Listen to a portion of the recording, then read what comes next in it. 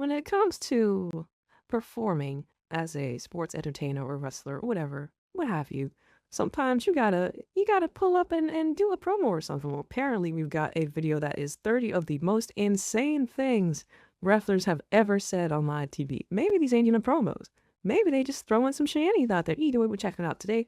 If you want to support the original upload of the content, click the top link in the description. If you want to hang out with us live on Twitch, me and my beautiful bird, the flock, you can find that link at the bottom of the description. With that being said, let's get right into the video. Professional wrestling is basically the Wild West, which is both its biggest strength and its biggest weakness. Many a wrestler has said something truly shocking, hilarious, or downright terrifying when given a live microphone, and sometimes all of that happens at once. From mind-blowing one-liners to full-blown monologues that got them in trouble with audiences and networks alike on live television. But before we begin, a quick content warning for this one. Some of these moments involve very sensitive subject matter indeed. I'm obviously going to filter my language appropriately, but there is a bunch of really nasty stuff here. And also, this is a collection rather than a ranked list because, yeah, how do you rank some of this stuff? I'm Andy from What Culture Wrestling, and these are the 30 most insane things wrestlers have ever said. Anyway, number 30. New Jack's like prison the super story. AEW Now, guy. I don't know about you, but I can't think of a better place to start with a list like this than with New Jack, one of the all-time great pro wrestling madmen. Returning to the ECW arena for Big Ass Extreme Bash on the 9th of March 1996, Jack had some things to get off his chest. Explaining the background of his shocking return in New York one night earlier, he said he'd been sitting in a jail cell in Atlanta for 5 weeks, thinking he could be in the ring beating the F out of somebody, but instead, he was stuck inside watching BS WCW, and of course, he didn't say BS, he said the swear words. New Jack said, and I quote, "I jacked off that night. Hard," which is, that's a little bit too much. What that's New Jack. It's fit from we can't. Window. New Jack. Come on. Bro, what are you doing in there? Yo, Mac, get your goat, Mac. Get your goat. Much information there, pal. The New Jack continued, saying, "F Eric Bischoff, F Vince McMahon, because none of them are ECW, which might not be where the big boys play, but is definitely where the real mother effers get down." Later in the show, he recalled telling Jim Cornette to, and I quote, "suck on his nuts." Then he explained that he'd been in jail for aggravated assault and kidnapping for putting somebody who owed him money in the back of his car, driving him around Atlanta for 8 hours, forgetting he was there, and then only being reminded when the cops came around to knock on his door. I mean, would you want to wrestle this man? Number 29. Vince McMahon bullies Jim Ross. Good old Dr. Heine. Vince McMahon's control issues were legendary. Paul Heyman once claimed that Vince saw sneezing as a sign of weakness because he couldn't control it. That same unhinged thinking was on full display in 2005 when McMahon turned Jim Ross's real-life colon surgery into a 7-minute comedy skit. That aged extremely poorly. Ooh. Given the actual news of this again too is like, man. Ooh. This was timed kinda inappropriately. My bad, y'all. That was not on purpose at all. Oof. Prayers for JR, man. Instead of basic human decency, WWE gave us fart noises, sex jokes, and slapstick nonsense, with Vince McMahon playing doctor, literally pulling objects out of a fake JR's backside. It was tasteless, embarrassing, and not even original. WWE had done a nearly identical and equally awful version of the skit with Hurricane and Triple H years earlier. Even if you want to make excuses and call it a backstage rib between longtime colleagues, it was never funny in the first place. Not when it started, not when it dragged on, and definitely not when the punchline turned out to be Ross's own severed head. "I'm Dr. Heine," Vince McMahon said, opening the skit, "and I want you to meet Nurse Slobberknockers," before uttering the most nauseating yeah you'll ever hear. Number 28. Dustin Rhodes buries his new gimmick on day one. In 1999, Dustin Rhodes left WWE for WCW, believing the grasser to be greener on the other side after growing tired and frustrated with playing Goldust. You can imagine his dismay then when he was immediately slapped with an extremely cartoonish gimmick that, in the vignettes, appeared to cast his character, Seven, as a child catcher? Permitted to kill the gimmick dead despite the initial outlay, Dustin, in his very first appearance as Seven, tore it to shreds, explaining that he'd left WWE for gimmicks like this and he only wanted to be himself in WCW. Okay. Yo, that's pain. You can see pain in bro face. Yo, yeah, that's pain. Little ass mouth. I don't know what it is. This really makes me sad for bro. You're probably in the middle of saying something, but nah, this is hard. This hurt. It's a lot of hurt right now. Oof. I want to give him a hug, Red. I want to give him a hug, Red. He really got all dolled up and dressed, but went out there and said, man. This shit, what? They're worrying a lot.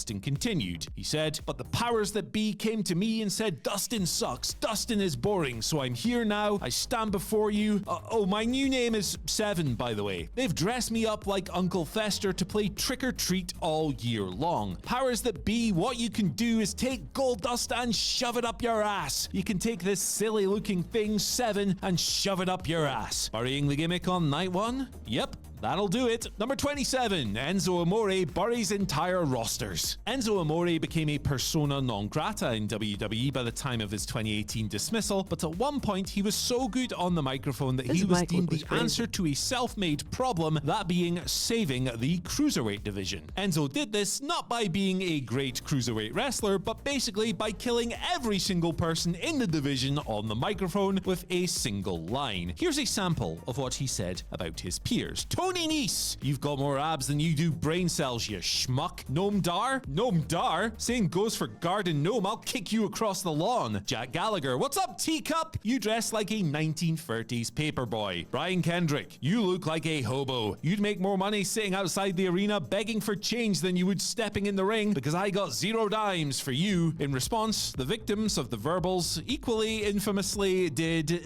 absolutely nothing. Good! Number 26, Tater Tots. Roman Reigns had endured bad WWE booking for over a year when he fired off the most awkward comeback yet against WWE champion Sheamus following the Irishman's win and successful cash-in at Survivor Series 2015. And he repeated it again and again and again. Sneering as he delivered the groin-related insult Tater Tots, Reigns' confidence grew disproportionately as he desperately tried to get the audience to latch on to the really lame phrase. They, of course, did not do that, making for a deafening silence as he persevered down another wretched path. Wasn't quite on suffering succotash levels, but it was real bad. This was yet another example of WWE's failed attempt at fan manipulation when it came to the big dog. This line was supposed to be a one-time quip designed to spark a crowd chant of Tater Tots, Tater Tots, but for the second time that year, it became painfully obvious that Roman Reigns was no Rock. While the Great One could make garbage phrases like Kung Pao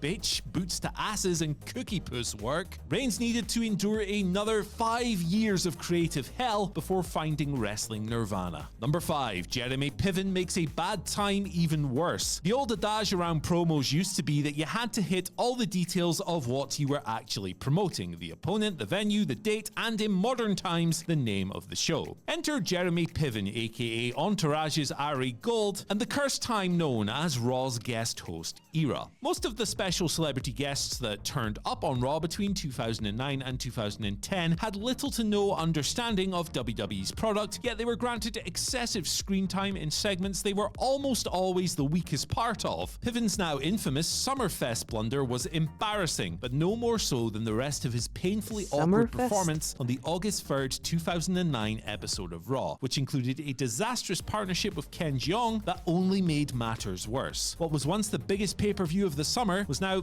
Summerfest, reduced to an unforgettable mess-up. Thankfully, WWE has evolved beyond this dark period, although one too many cuts towards famous faces in the crowd during the Netflix era has already been a grim flashback to this wretched time. Number 24, Dumb and Dumber, starring Braun Strowman and Shane McMahon.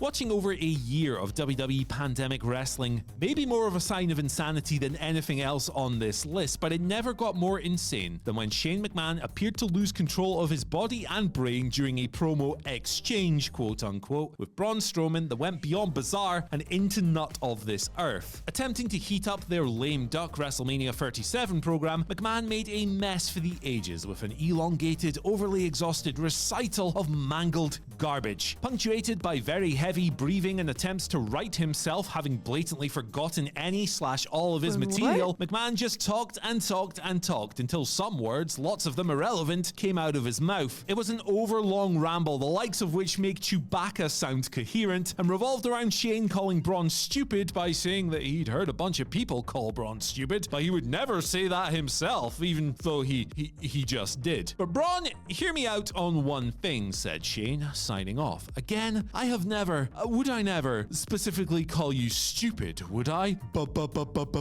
Braun? A confusing and depressing disaster, Shane had made the story totally unsalvageable, save for the inevitably insane back bump that he took in their cage match below off. Number 23, Scott Steiner scorches the earth underneath his feet. Scott Steiner's reputation as a no-nonsense, unhinged powerhouse was well established before swapping his mullet for a bleached buzz cut, but it wasn't until his reinvention in 1998 that fans got to see the full extent of his unfiltered rage. By 2000, WCW was in complete freefall, but Steiner was thriving in the midst of a major push. His fury reached new heights on the 7th of February episode of Nitro when he turned his wrath on Ric Flair in a verbal annihilation that took the entire company down with the Nature Boy. Unleashing a blistering tirade, Steiner blurred the lines between storyline and reality. He mocked Flair as, and I quote, a 53-year-old man with more loose skin than a Shar-Pei puppy, and then took aim at his extravagant lifestyle, suggesting that instead of spending money in limousines and Learjets, you should have fixed your crooked yellow teeth. In a moment of stunning candor, Scott, you see, that's not fair though, right? Like, you can't change the teeth you born with. You didn't choose that. That ain't right. Back then it wasn't as easily fucking achieved as it is now to just go and get some porcelain veneers, I bet. Don't do that to his teeth, man. I'm not gonna lie though, I definitely do be looking at teeth like a lot. Like, letting you guys in on a little secret, make sure the teeth thing are in order. If they're not the straightest teeth, at least make sure they're not yellow. Please. Please do yourself a favor and brush your fucking teeth. Please. Outright buried WCW on their own live broadcast as well. He ranted about fans switching over to see Stone Cold Steve Austin instead, then delivered a fatal blow, calling 16-time world champion Ric Flair an ass-kissing, butt-sucking bastard who belonged in WCW because WCW sucks. Amazingly, Steiner faced zero consequences for this. Number 22, the Cody Verse KOD. The 19th of January 2022 episode of AEW Dynamite was something of a course correction, one designed to address the barrage of complaints following the previous week's disastrous episode. The solution was swift and effective. A more streamlined show delivered relatively clean finishes, logical storyline progression, and reinvigorated feuds. Apart from whatever the hell was going on in the Codyverse, that is. Cody Rhodes launched into a rambling promo that somehow touched on WWE, NXT, The Elite, Jay Lethal, Ricky Starks, FTR, Red Dragon, Brody King, and despite saying he'd been told not to, CM Punk. Only after all of that did he get round to addressing his actual opponent, Sammy Guevara. And even then, that was only for 2 minutes that nobody remembered because of every other shot he'd fired in the promo.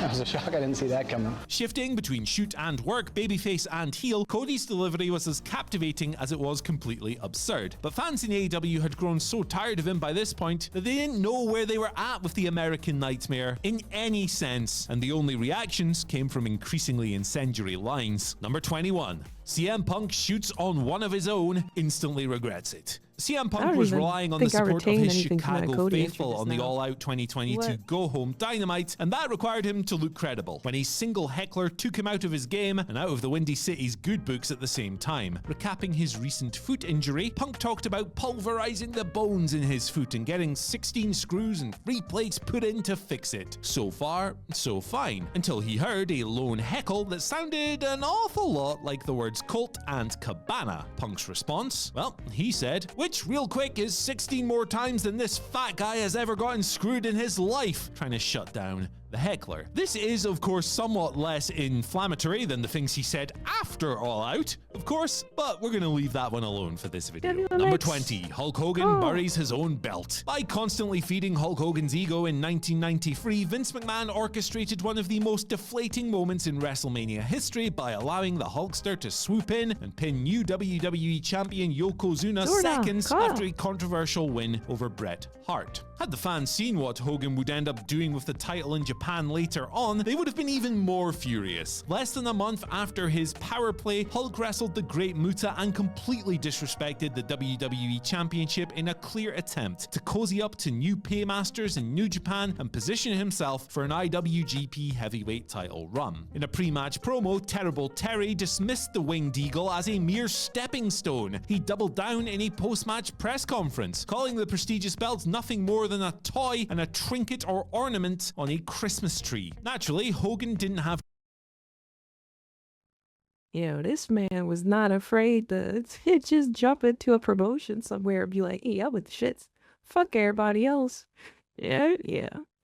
Hogan is a shiesty motherfucker, bro. He been showing us who he is, man. But he been showing us exactly who he is. Nah.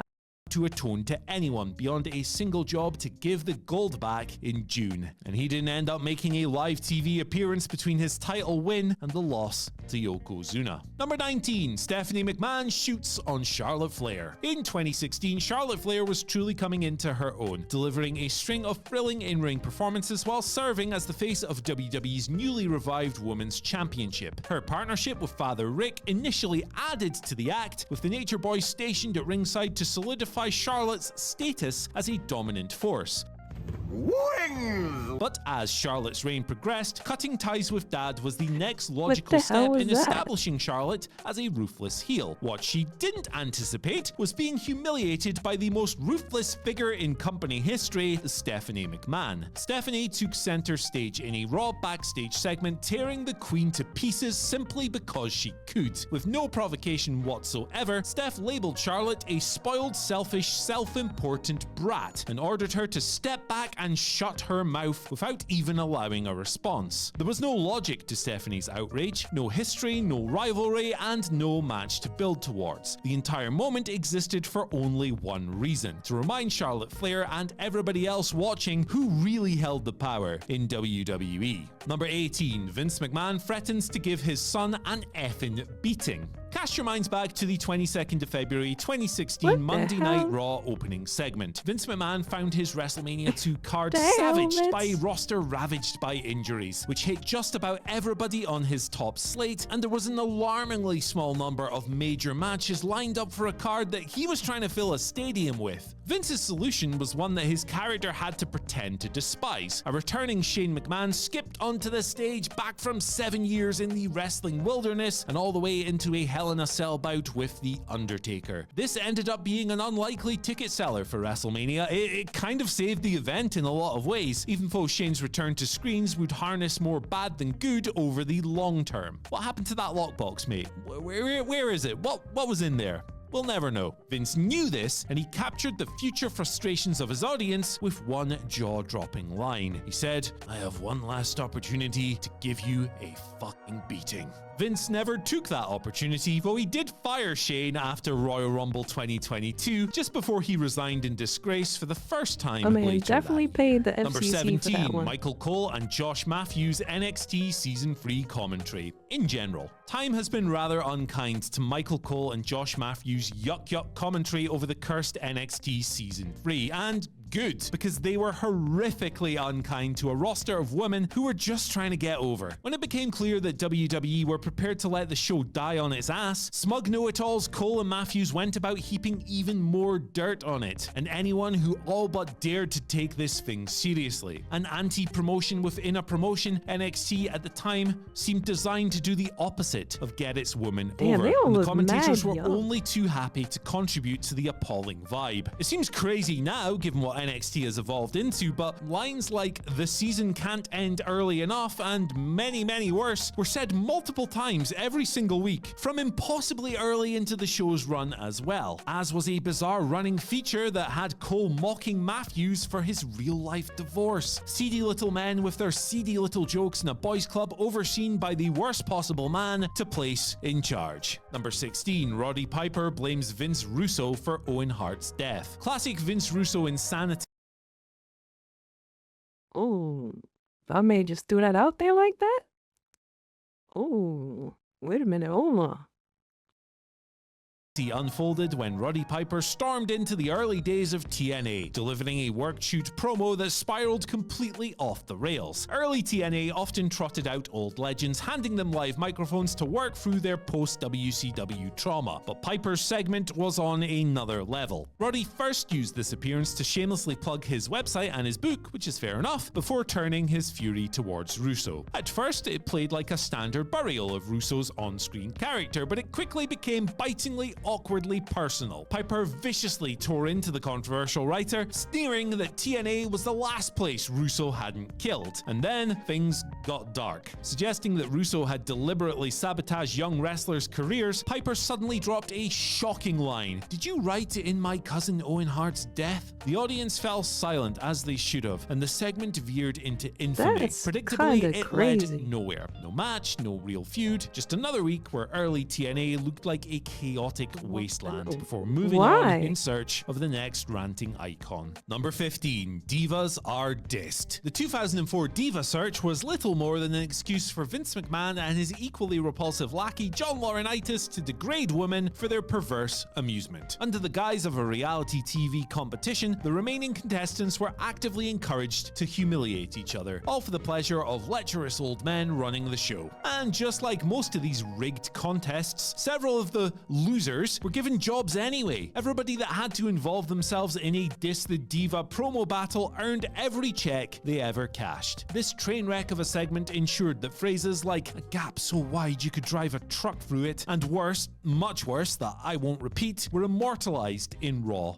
history. And as if that wasn't enough to showcase WWE's utter contempt for women, this shit show immediately cut to Kane forcibly dragging Lita down a corridor as part of their ongoing abuse storyline. It's grim stuff, and we should probably delete it from history. Number 14, Ric Flair takes it way too far. Ric Flair's October 4th, 2004 Raw promo on Randy Orton was meant to be a routine legend versus protege speech, but instead it became one of the most shockingly offensive moments in an era where WWE made shockingly offensive their house style. In the midst of his tirade against the supposedly virginal Orton, the Nature Boy blurted out the line, "You know how many virgins I've made holler, scream, and bleed?" The crowd reaction was a mix of gasps and Rick? My man, you gotta walk that back at least 8 steps. You wildin'. You wildin'.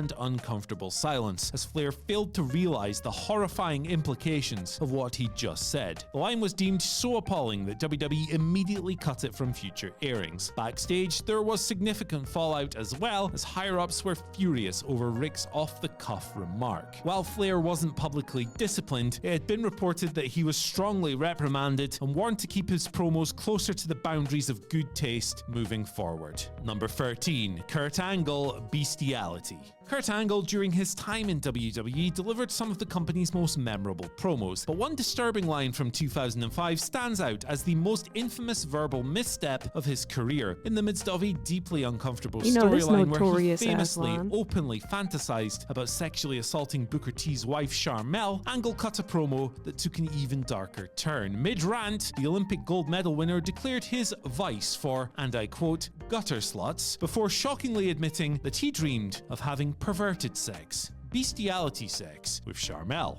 Obviously, Kurt did not understand the meaning of the word bestiality. Either way, even if he just misspoke, the damage was done. Even the lesser of the two meanings was still utterly vile, raising serious questions about why WWE thought it necessary to frame a legitimate wrestling icon as a deranged predator in the first place. Number 12. Screwed her brains out. Some WWE storylines push boundaries, but few plumb to the depths of depravity quite like the Katie Vick fiasco of October 2002. Over the course of 3 weeks, Triple H unleashed a grotesque smear campaign against Kane, accusing the Big Red Machine of murdering a woman named Katie Vick, then alleging that he had sex with the corpse. WWE didn't stop there. In one of the most infamous segments of all time, Hunter as Kane was shown in a funeral home, simulating necrophilia with a mannequin in a casket before gleefully declaring that he'd screwed her brains out. Despite unifying the titles at No Mercy, Triple H's victory was an afterthought. The match was completely irrelevant. WWE had already cemented this storyline as one of the darkest, most regrettable chapters in wrestling history. Number 11. Vince McMahon calls Triple H a sex offender. Look,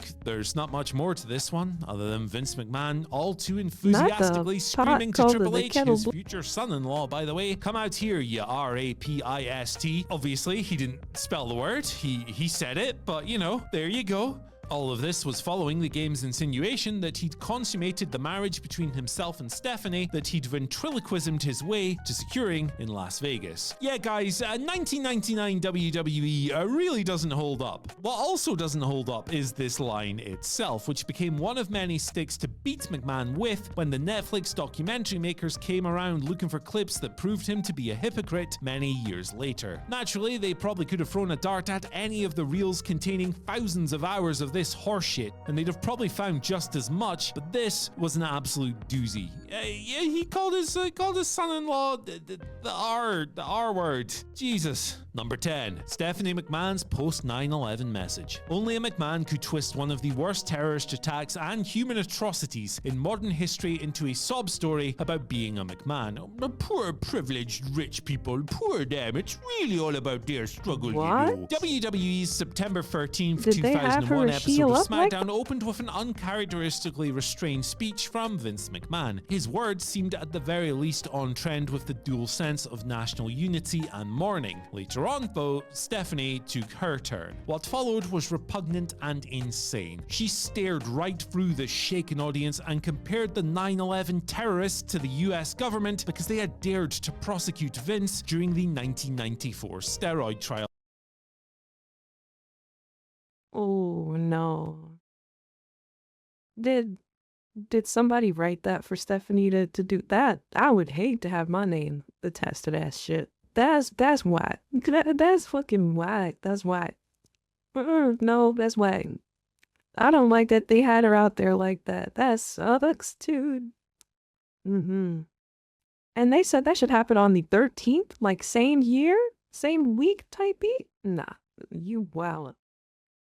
Well, boo-hoo, goo-goo gaga. Yes, in Stephanie's mind, the federal investigators were on the same level as the hijackers that had murdered tens of thousands of innocent people. Any messages of solidarity or sympathy were swallowed up by a tribalistic adoration of the company and her minted family. Worse still is that this wasn't a live off-the-cuff blunder. Like most of the speeches on the show that night, this was a pre-taped vignette, meaning that it had to pass through multiple layers of production production before making it to air, and at no That's point, not one of these insane. people in WWE questioned the sheer lunacy of the whole thing. Number 9. Mr. White, that's not wise. In yet another instance of WWE's misguided attempts at comedy, the infamous Tim White suicide skits somehow began as a serious segment before spiraling into one of the most shockingly tasteless storylines in company history. The former referee, who had supposedly been forced into retirement due to a shoulder injury suffered during a Hell in a Cell match. With the wrestling industry still reeling from addiction and mental health struggles, particularly following Eddie Guerrero's real-life passing just 1 month earlier, WWE had Tim attempt suicide on screen, pulling the trigger of a shotgun off camera. The twist was that he missed and only shot himself in the foot, making him the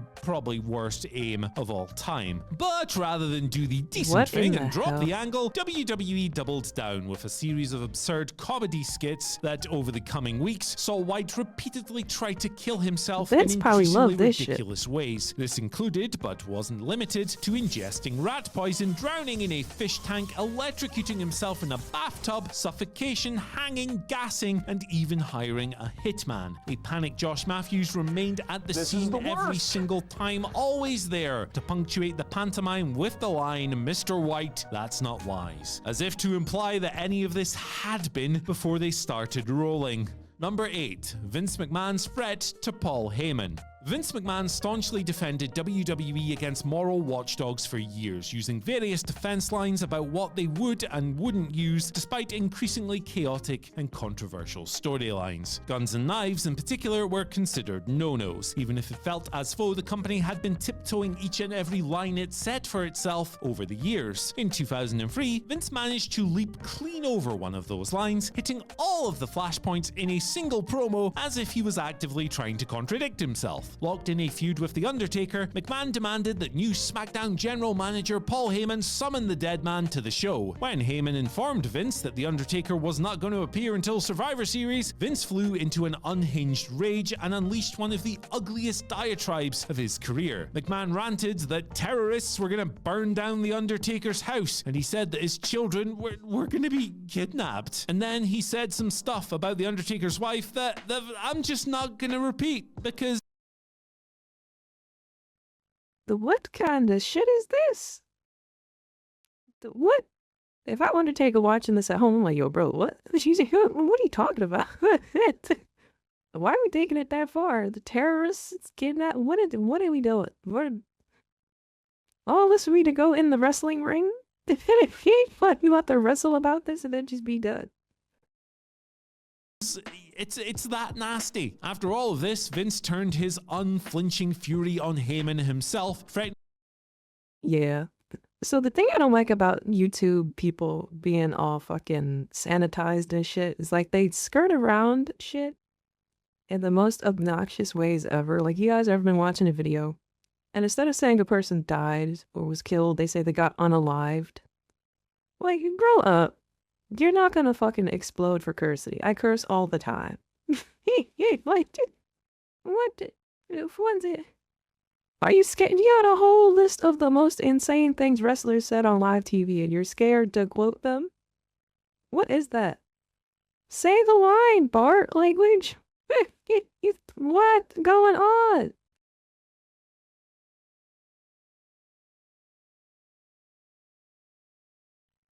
Guys, I'm reacting to the videos and I'm cursing up a storm. I'm monetized.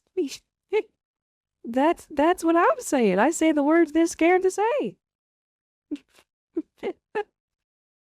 to strangle him to death before firing him. So you're gonna kill him and then fire him. That's a pretty strange sequence of events. The segment was never referenced again, nor has it found its way onto any of WWE's nostalgic highlight reels, and for good reason. Number 7, Jinder Mahal becomes racist. Jinder Mahal's run as WWE Champion in 2017 was already a struggle before his feud with Shinsuke Nakamura, which somehow made it even worse. Instead of crafting a compelling rivalry, WWE resorted to tired racist tropes, having Mahal repeatedly mock Nakamura for his appearance and his accent in segments that felt both outdated and needlessly defensive. Whoever "You edited always this video look was the bored as same," hell. was a line Yeah, a lot that of these little Jinder cut-ins and uttered, effects pronounced now. in such a way that was intended to mock a Japanese dialect. The problem wasn't just that Jinder was being used as a cheap heat magnet, it was that the entire angle hinged on barely coded hate speech rather than any meaningful conflict. Fans weren't booing because they wanted to see Nakamura beat Jinder's ass, they were groaning because the whole thing felt uncomfortable. There was no real sense of good triumphing over evil here. Instead, we had two performers trapped in a feud that felt more like a corporate obligation than a battle for the industry's richest prize. And also, I want to say, poor Jinder, he was the one made to recite these lines. Yeah, no word on how much he pushed back on them or whatever, but they weren't his own. He had these forced on him by just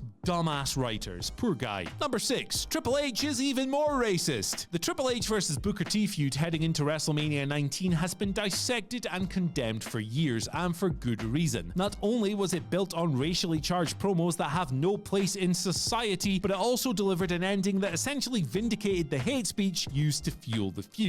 Booker T was finally rising back through the ranks as a fan favorite on Raw in early 2003. But when he challenged Triple H for the World Heavyweight Championship, the game made it clear that he did not see Booker as a worthy contender. And not just as a competitor, but as a person. In one of the most infamous promos in WWE history, Triple H sneered, and I quote, "People like you don't get to be world champion." Years later, this was spun as being a reference to his WCW resume, and if you believe that, I've got a Someone really tried to say that in the comments, like on one of the other videos that we had, and I was like, sure, bro. Yeah, that definitely talking about, definitely talking about something else and not what we all see here. Sure, okay. If whatever you say, pal. Okay, I totally believe you. Trying to insult my fucking intelligence. You need to go to bed.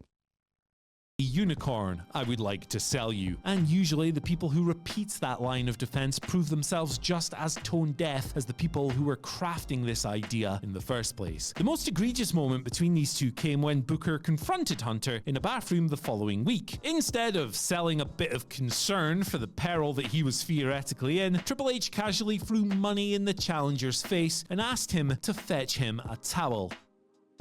It was outright discriminatory, played as just another heel move, and it was infuriatingly brushed aside. Number 5, Jerry Lawler goes low with Goldust. Jerry Lawler's venomous promo aimed at Goldust ahead of their King of the Ring 97 qualifier remains one of the most scathing and uncomfortable segments in WWE Not the car history. back As shots. Lawler looked down the lens, his seething disdain pierced through the screen and into the souls of the audience, and he delivered a tirade so blisteringly offensive it's painful to revisit. Opening with a derogatory jab, Lawler referred to Goldust as, and I quote, our sissy friend, immediately setting the tone for a promo that would rapidly escalate into deeply ugly territory. He then went from insult to outright slur with a line that feels even more disgusting when viewed through the lens of today than it did back in 1997. Going further, Lawler targeted Goldust's real-life wife, Terry Runnels, calling her the biggest gold digger in Georgia, before cruelly referencing the company's daughter Dakota, saying she could have been called Target because I heard everybody in Atlanta had a shot at it. Jerry Lawler was never one for good taste, and here you go, here's the worst of him.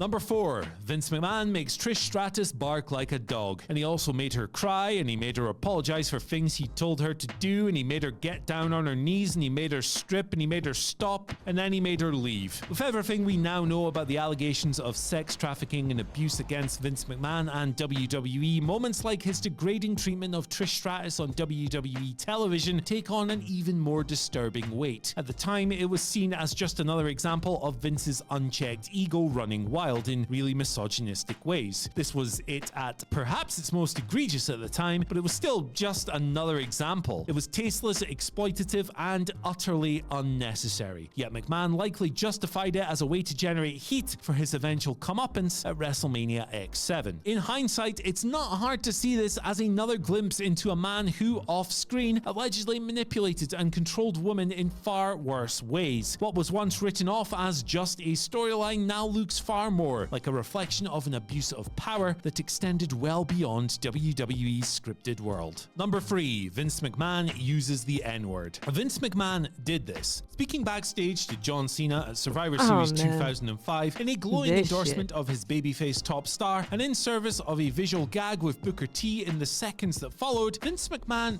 did this. In the grand scheme of things, it might get lost when reviewing some of the things Vince did without even remotely caring about the people who could have been impacted as a result, but he did it, flippant reduction and all. It was a second that may as well have lasted a lifetime, and thanks to the internet, it will be available no matter how much cutting and clipping goes on at Netflix or on the WWE Vault YouTube channel. And 8 years earlier, with seemingly even more twisted motivation, Vince took his time shaming himself, WWE, and his entire organization in front of his own cameras. Number 2. Vince McMahon grills a grieving widow. One of WWE's darkest days became yet another stage for Vince McMahon's ruthless exploitation as he callously used a grieving widow for a live television let-off just 24 hours after her husband's death. Just before Bad Blood in Your House had gone live, a somber McMahon informed the audience that Brian Pillman had tragically passed away earlier that day. The pay-per-view proceeded, handling the tragedy with a sort of quiet dignity for the era, and it was a sentiment that carried over onto the following night's episode of Raw with a traditional 10-bell salute. Then everything turned utterly impossibly grotesque. McMahon announced that Brian Pillman's wife, Melanie, would be interviewed live later in the broadcast. With a cold detachment, Vince forced a grieving mother to process her unimaginable loss on air. Melanie, understandably in shock, struggled to form coherent responses as Vince pried into how she would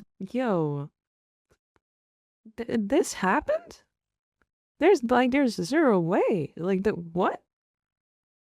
cope financially and how the children had reacted to their father's death. Hard close-ups captured every single tear, offering viewers an unfiltered, harrowing look at real grief, and all for the semantic bailouts and cheap ratings. To make it even more appalling, WWE shamelessly promoted the interview throughout the show as if it was some kind of must-see segment. It was pro wrestling viewer bait at its most vile, and we should never let the company forget that. And at number 1, New Jack shouts out OJ. Look, what better place to wrap this one up than the very place we started. Hello again, New Jack. Let's travel back to Smoky Mountain Wrestling at a TV taping in July 1994. While WWE were promoting a match featuring Undertaker versus Undertaker, and the entire world looked on at a story much bigger than all of sports and entertainment anyway, New Jack was ready to fight the entire world when, look, I'll just read the line to you. I would like to send a special shout out to my homeboy, OJ Simpson. Keep up the good work, baby. 2 less we got to worry about, you understand? Keep up